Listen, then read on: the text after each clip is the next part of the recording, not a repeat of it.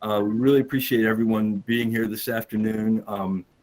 My name is Jim Wolf. I am the Arts and Education Coordinator here at the West Virginia Department of Arts, Culture, and History.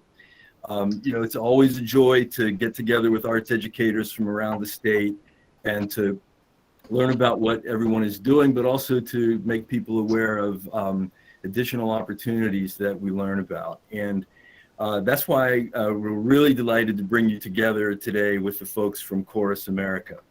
ChorusAmerica, for those of you who don't know, is a membership and an arts service and membership organization based in Washington, D.C. And earlier this year, they reached out to us with an exciting opportunity. ChorusAmerica has just recently launched a new funding program, and it's designed to support educational opportunities for young singers in 4 regions across the country, one of those regions being Central Appalachia, which includes all of the state of West Virginia. We're fortunate to have Kim Seide and Andre Coleman from ChorusAmerica join us today. And I know they're looking forward to hearing more about your work here in the state and how they can possibly support it through this new funding program, the Music Education Partnership Grants.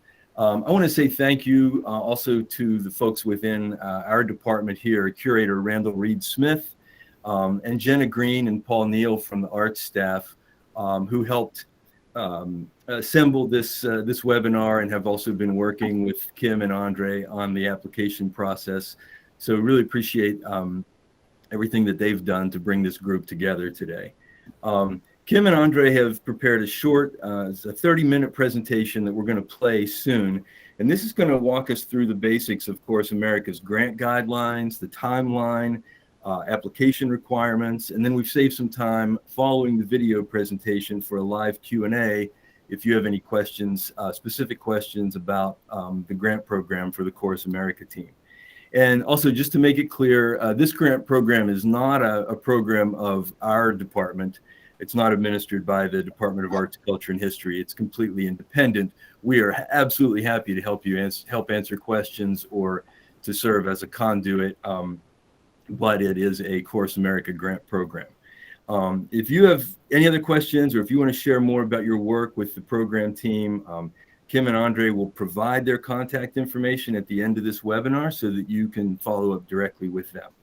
And as I mentioned before, they're eager to learn more about the work that's being done here in West Virginia and how this new grant program can possibly support it. So to that end, let's share the presentation. Welcome, Kim and Andre. We're really excited that ChorusAmerica has made time for a West Virginia specific session today. We're very grateful for that. And we're eager to learn more about how you're going to be able to support music education and group singing here in our state and beyond. And with that, I will turn it over to Kim. Unless you would like, Kim, do you want us to just go straight to the video? Video works. And thank you, Jim. We're excited to be here.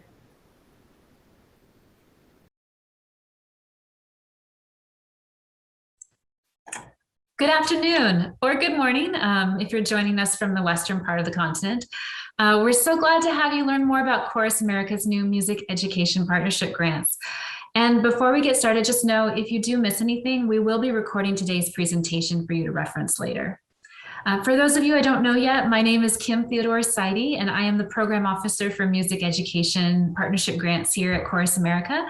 And I'm our staff lead on all the grant making. So I'm delighted to have an opportunity to share a little bit about this year's grant cycle. We've got a packed agenda today.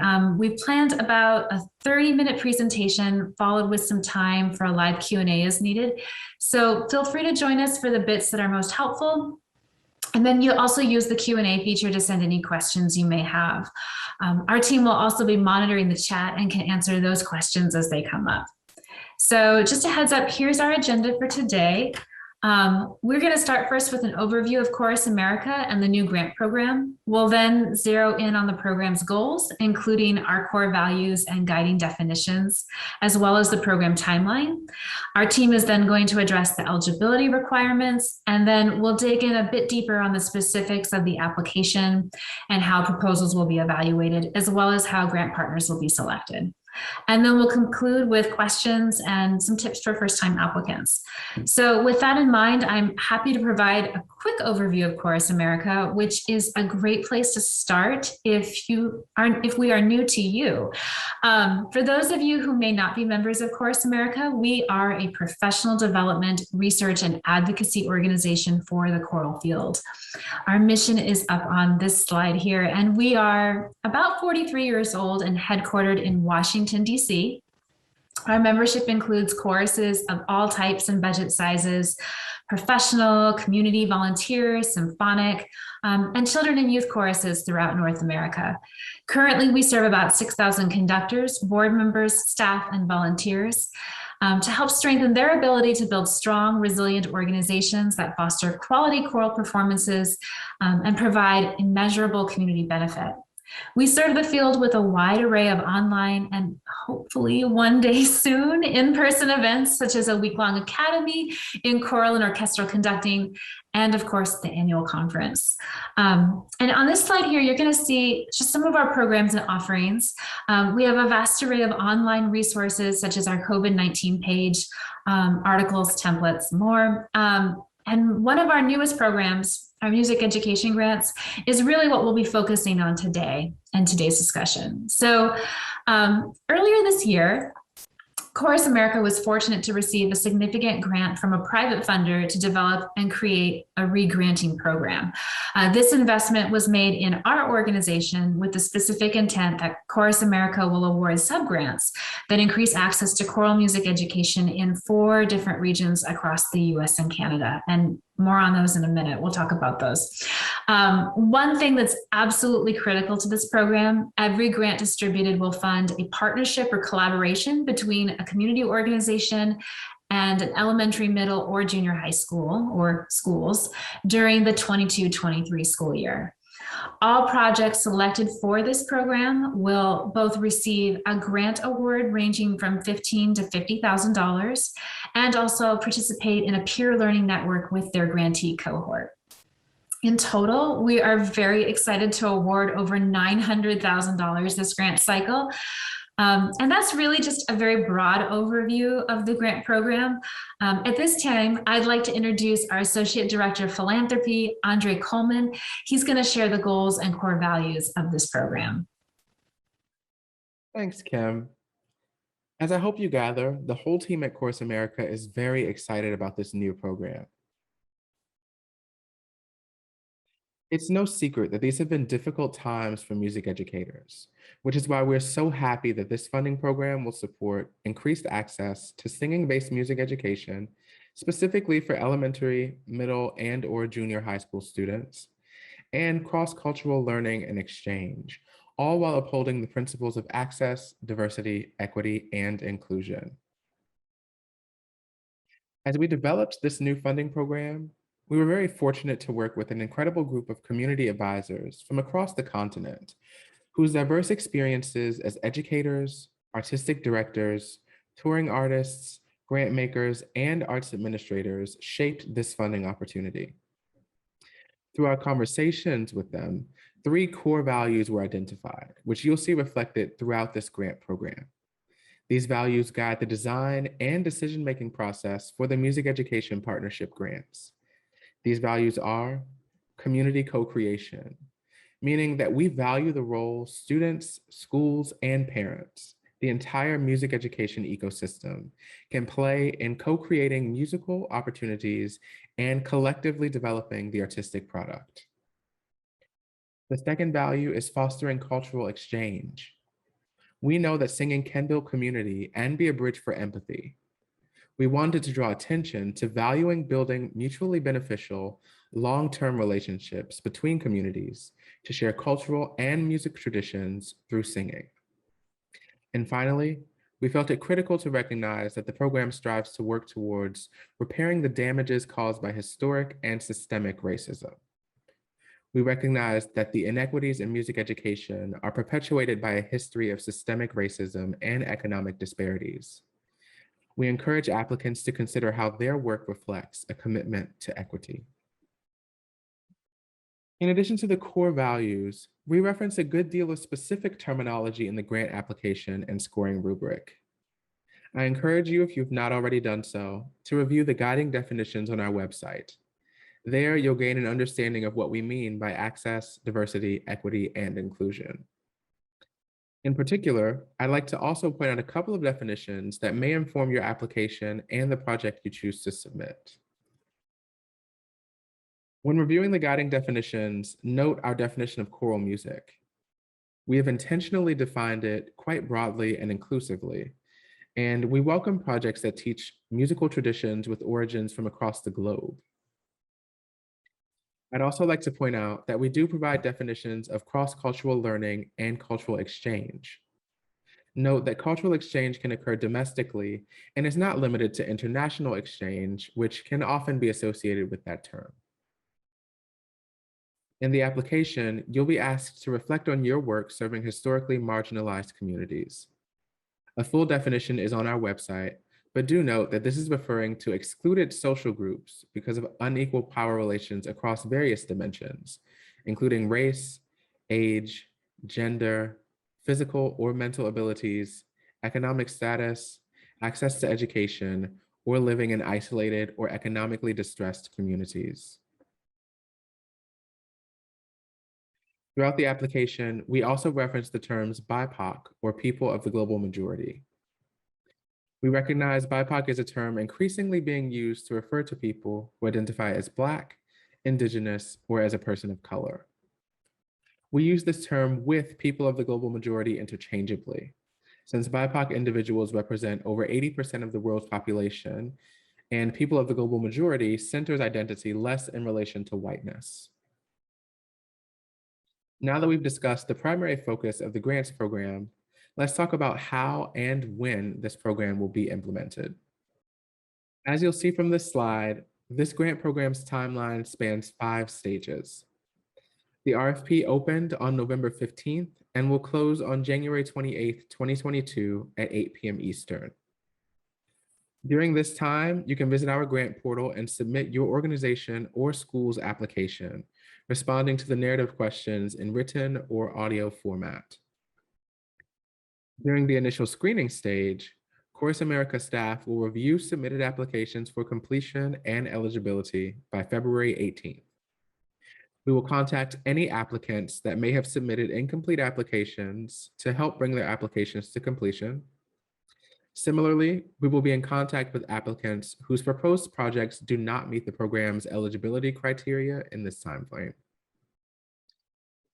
Panelist review of eligible applications will begin on February 21st and end on April 1st, 2022. The rubric panelists will use to evaluate your submissions is posted on our website. We highly encourage you to consult it as you compose your responses to ensure you're addressing all of the prompts or criteria. ChorusAmerica staff will be in contact with all applicants at the end of this stage to communicate whether your application is advancing in the review process. Should your application not advance, we'll offer your organization the option for a feedback session during which we'll discuss the panelists' comments and scores. Those applicants that advance in the process will be invited to a virtual learning session with the panelists occurring from April 26th to May 13th, 2022. These 30 to 45-minute sessions will give applicants an opportunity to communicate progress they've made in confirming partnerships and any changes of scope to their proposed project.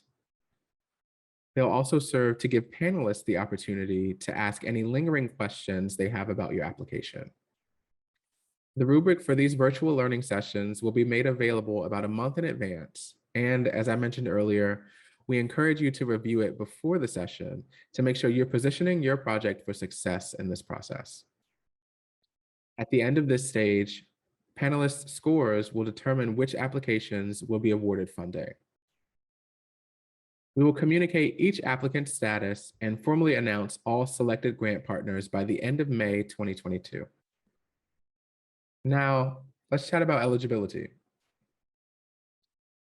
The Music Education Partnership Grants Program is open to nonprofit 501c3s or registered Canadian charities. Organizations without their own charity status may apply using a fiscal sponsor that does have one.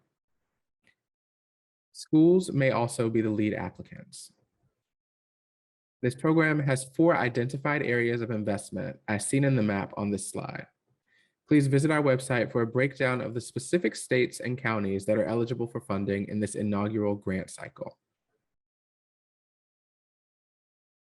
There are a few additional eligibility considerations as well. As I hope clear is made by the name of the program, there is a partnership requirement. There must be a partnership between a school and a community nonprofit organization driving each proposed project. Proposals from faith-based organizations will be accepted, and programs including repertoire with faith-based origin are eligible for funding. However, the repertoire should be referenced for its musical teaching objectives and history, and not as a tool for religious instruction. And as with any grant program, there are a few ineligible expenses. This program does not fund capital campaigns, endowment funds, individual applicants, lobbying or political activities, PTAs or booster clubs, or further subgranting. And now I'm really excited to talk about how you can apply. As a reminder, our timeline starts with the request for proposals, which began on November 15th. You'll need to visit the Music Education Partnership Grants page on our website and click on the Apply tab to access the portal. Once in the portal, you'll need to create a login and submit your application via the ChorusAmerica Grants and Award portal. Once you've started your application, you'll have the option to add collaborators. As a grant writer, I know how valuable that functionality is when you're partnering with another organization or even cross-departmentally within your own organization. Applications must be submitted in the portal by 8 p.m. Eastern on January 28th, 2022. So let's walk through the application process. The application starts with an eligibility quiz and an applicant information section. Here, you'll answer a few yes or no questions to confirm your project's eligibility for funding, as well as providing identifying information about your organization. Applicants will fall into one of 2 budget categories. One for organizations with budgets below $150,000 or volunteer-led organizations, and another for organizations with budgets exceeding $150,000 and with professional staff. This section is also where you'll indicate the amount of your request. Next, applicants will be asked to respond to 5 narrative questions. I'll repeat that, just 5 narrative questions telling us about your proposed project, partnership, and the community you'll serve. You may choose the format for how you'll respond to these questions. If you feel comfortable writing your responses, you can submit a written application. If you prefer to answer the questions verbally, there's an option to upload an audio file for each narrative question. There are no word, character, or time limits. We do recommend that you keep your responses brief, though. We found that all questions can be answered in 2 to 4 paragraphs or 3 to 5 minutes for audio responses, though you're certainly welcome to provide longer responses. Please don't feel like you have to reinvent the wheel for us. If there's language that you've used in applications for other funders that can be used to answer our questions, please use it. The focus of these questions is to learn about your project's alignment with our core values, the community's involvement in your project's design, and the anticipated impact of your project. And once again, I strongly encourage you to spend some time with the scoring rubric on our website as you prepare your responses. This grant program is committed to serving partnerships in specific communities where music education opportunities may be limited by socioeconomics, systemic racism, or geography. As such, there are additional points in the equity data section based on your responses to 3 questions regarding the historically marginalized communities the project will serve, BIPOC or people of the global majority in artistic and teaching leadership of your organization, and distressed communities the project will serve. The core values and guiding definitions tab on the program website will be a valuable tool for understanding our definitions of terms like historically marginalized and BIPOC or PGM. When you reach this question in the application, there will be 2 links available to you, one for projects taking place in Canada and another for those happening in the States. And these links will take you to reference maps that will help you determine how to respond to this question. Additionally, we asked 2 unscored questions. One that provides some additional logistical context about your project, and another that gives you an opportunity to indicate which of the dates for the virtual learning sessions works best for you should your team move forward in this application phase. Please remember to place a hold on your calendar for the date and time range that you select to make sure that you are available during this window. Finally, we ask applicants to complete an assurances checklist and attach documentation of nonprofit status or fiscal sponsorship agreement. The assurances checklist is how we're able to avoid a long list of attachments like board lists, Form 990, etc. Applicants will answer yes or no questions related to governance, finances, and internal processes with an opportunity to provide clarifying information as needed. Now that we've covered the application process, I'll hand things over to Kim again to talk about how your applications will be reviewed. Thanks, Andre. In particular, I'd like to talk about how we're going to be categorizing applications, who will review them, the criteria we're going to be using to evaluate your project, and then when all of this is occurring too, so you'll have a sense of when you'll hear from us.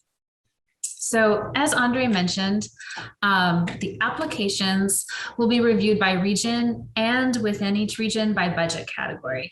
This just ensures that we are making grants to projects across all regions and all resource sizes, and that volunteer run or smaller budget organizations aren't competing with their more resourced peers for funding.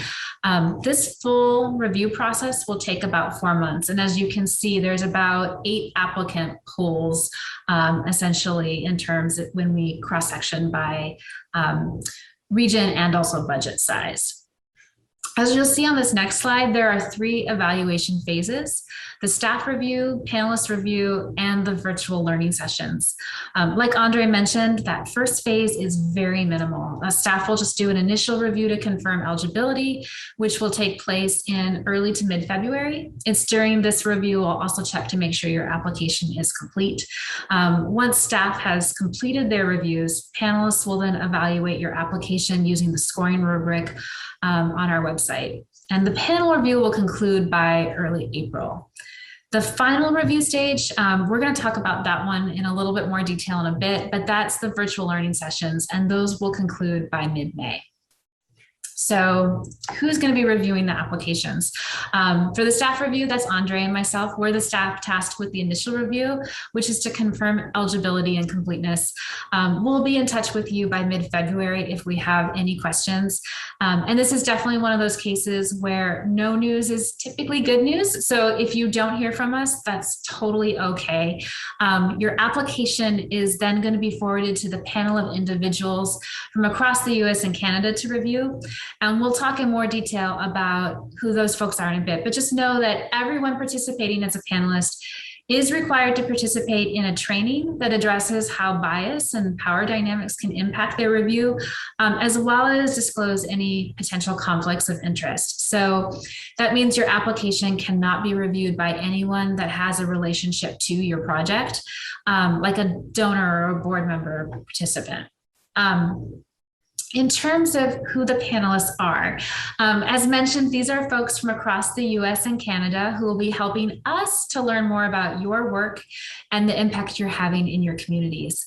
And we anticipate working with anywhere to 20 to 30 different individuals. It could scale up and be more depending on the number of applications we receive. And each of these folks will be assigned to specific regions. Note that this is slightly different if you choose to submit a sound file. We will have a group of panelists that will only review sound files, and that's just to curb any bias or preference panelists might have for one format over the other. One thing I do want to note is that ChorusAmerica is very dedicated to prioritizing diversity of lived experiences and expertise on the panel, which means individuals both from and outside of each region are going to be assigned to review applications. I also encourage you to just take note of the 2 bullet points in the middle on this slide. They really highlight the desired expertise we're seeking from panelists. In particular, these are folks that bring an understanding of their community's diverse musical traditions. They have an understanding of nonprofit arts and funding, and also have demonstrated a commitment to the principles of access, diversity, equity, and inclusion. We're seeking folks who understand also how successful projects between a school and nonprofit are implemented. We believe this is a really valuable skill set as your applications are reviewed, and we want them to be reviewed by individuals who understand how this work gets done and understand the day-to-day challenges and joys of building community through music education.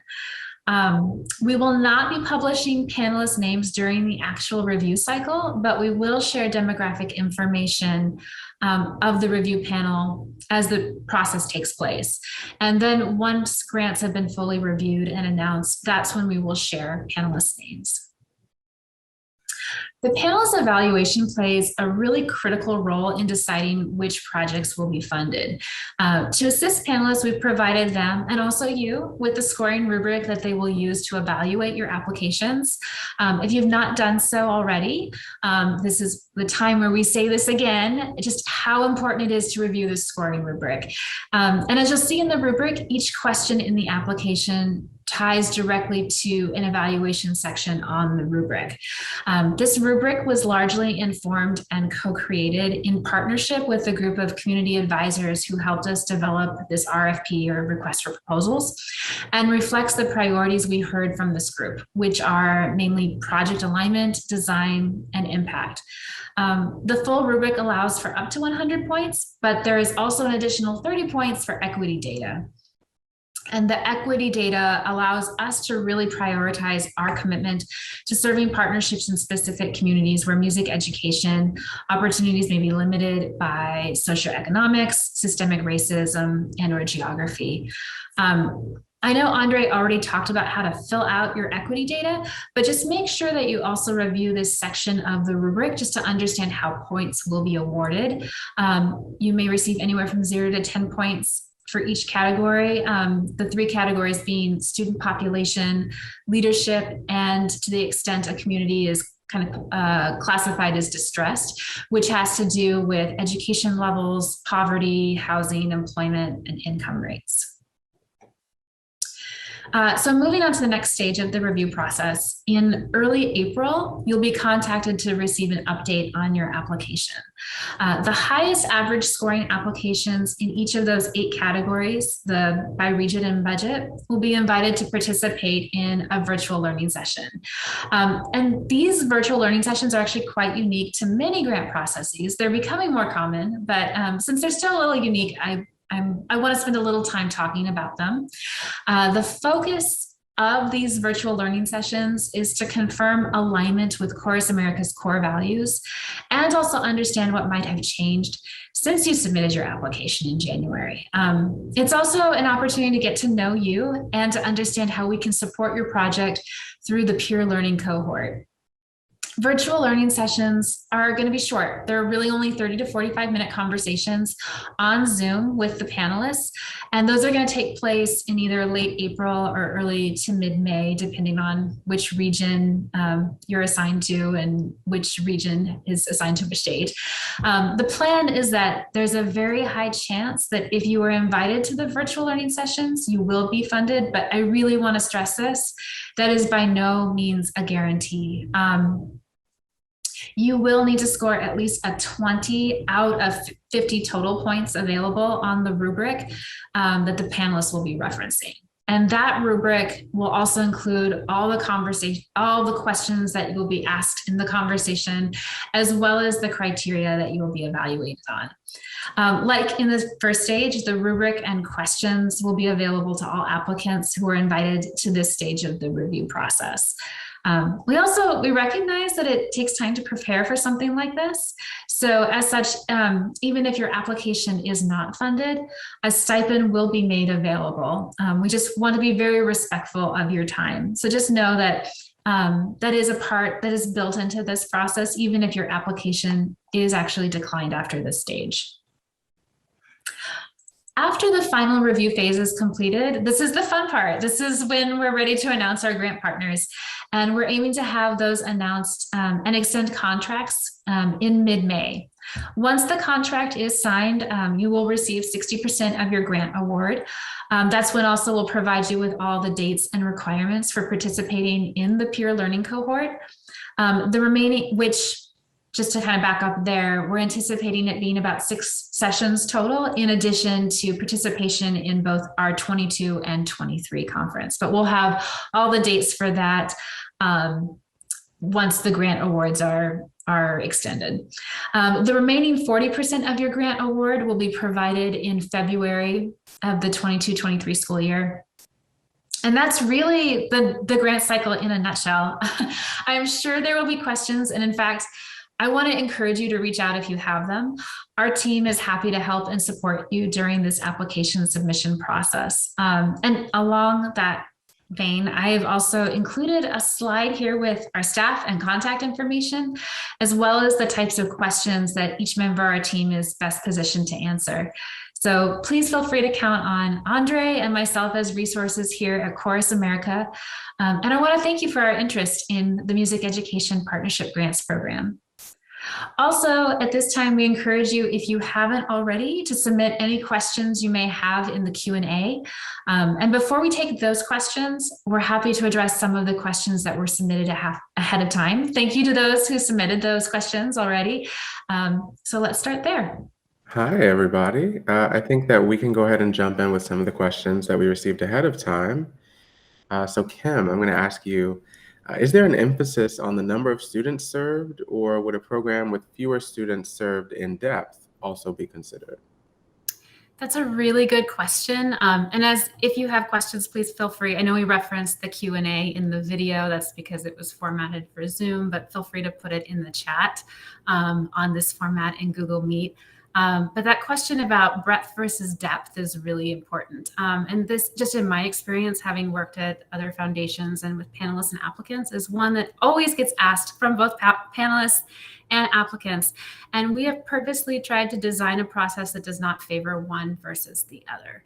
So all of that to say, you could be doing a program that works with a small group of students in depth, or you could be working with many, many students. Either is totally worthy and valid and valuable to this grants program.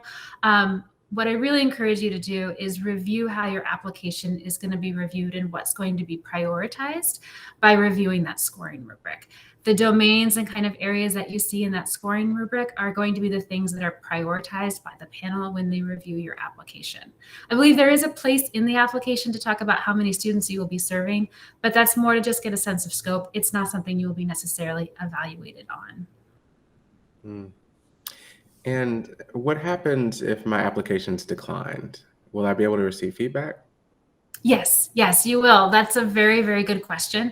What we're going to be doing is once we will be notifying folks of whether they're moving forward in the process in early April, what we'll be doing is either sending you a note to let you know to prepare for the virtual learning session and providing you with the rubric and questions, or if your application's declined at that time, what we will be doing is also providing you with a link so you can set up a virtual meeting or a phone call, whatever you prefer.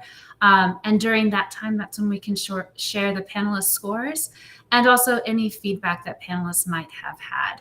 That also gives you a sense of like whether this is something you would want to apply for again, or if you scored particularly high in one area or lower in another. So we're hoping that that feedback can be helpful. Thank you.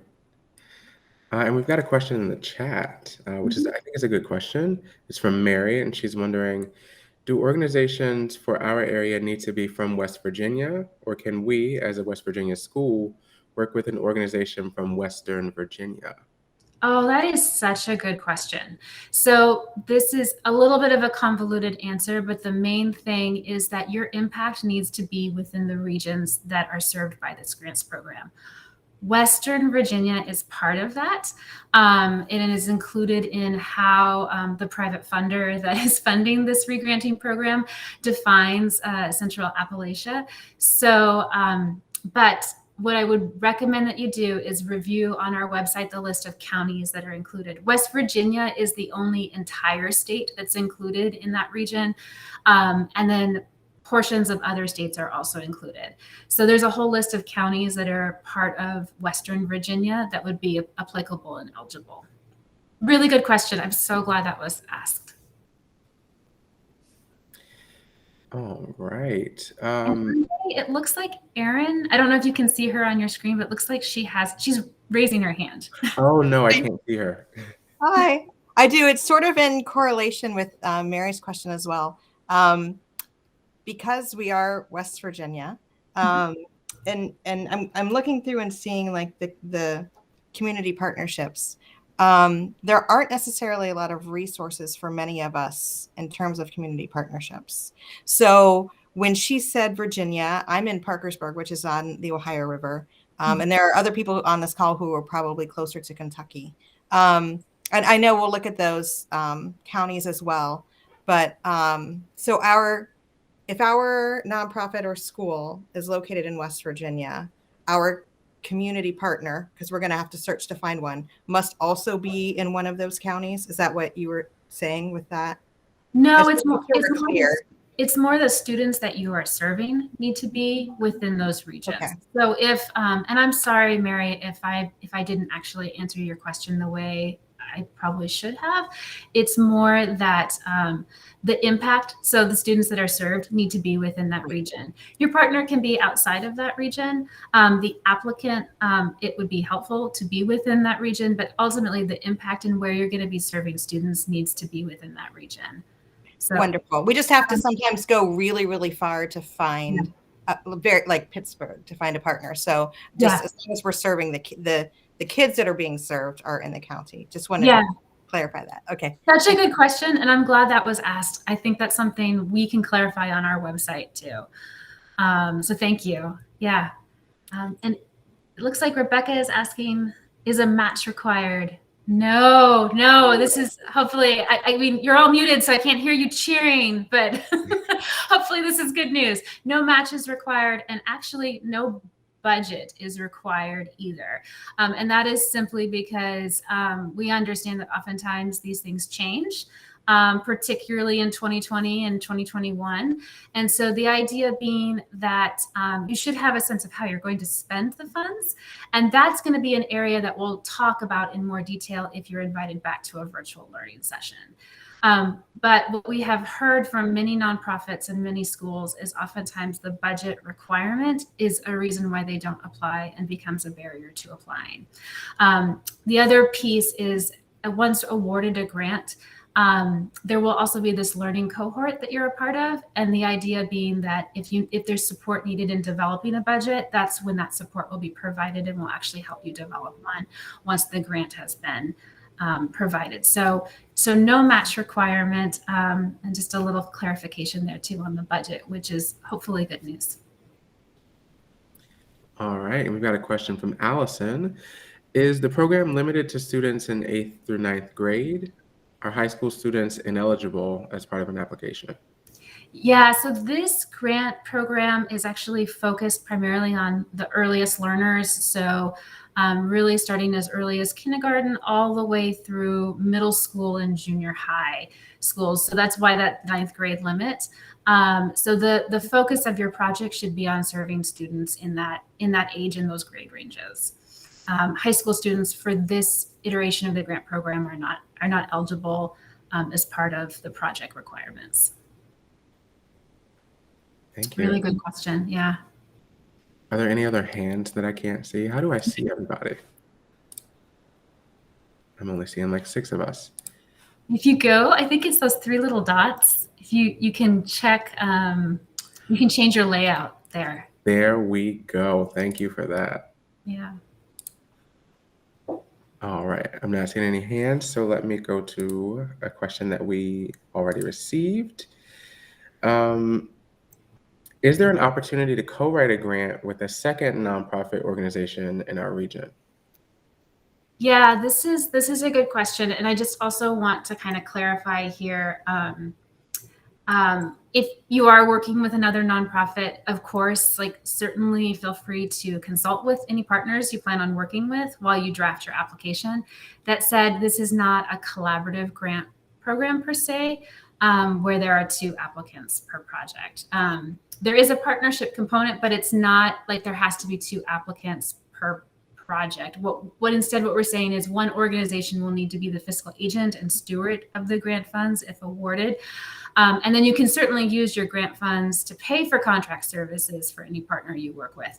But ultimately, one entity does need to be the applicant and thus the steward for any funds granted. And that can either be the school or the nonprofit, but there needs to be a distinction there in terms of who's going to be stewarding the funds. Okay. What if I'm representing a public school and I'm the director of a children's chorus? How should I go about applying for this grant? Okay, well, so just a few guidelines on that. Although this is actually an opportunity where if like a question where it'd be really good to actually schedule time to talk a little bit more in depth after the webinar. So again, one partner needs to be the applicant and steward of the grant funds. Normally, typically, it's easiest for the nonprofit chorus to be the applicant just because there's a little more flexibility there. However, if you are not yet a nonprofit 501c3, that's where it might actually make more sense for the school to be the applicant. But this is actually a question where we could actually talk offline to better understand your specific situation. And if you have anything like that comes up where it would benefit from talking to staff, I put the link in the chat earlier, but it's that FAQ and help page.